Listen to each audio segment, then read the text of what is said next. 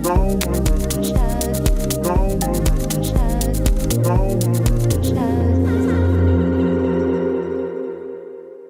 मैं हूं आपका होस्ट मोहम्मद शफीक। आप चैनल देख रहे हैं MS टेक्निकल।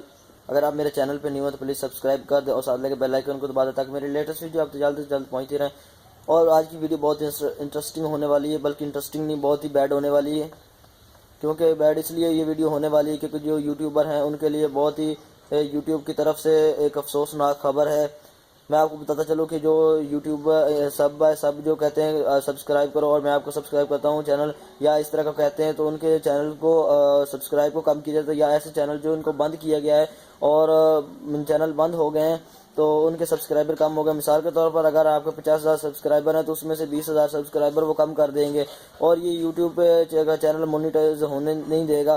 तो आप दोस्तों को चाहिए कि अपने चैनल को ज़्यादा से ज़्यादा अच्छी मटेरियल के साथ वीडियो बनाएं और लोगों के साथ शेयर करें और सब मिलकर एक दूसरे के वीडियोज़ को वॉच करें, तो इस तरह बहुत ज़्यादा अर्निंग कर सकते हैं। अगर इस तरह करें तो इस तरह से यूट्यूब की पॉलिसीज बहुत सख्त हैं और आप अर्निंग नहीं कर सकते।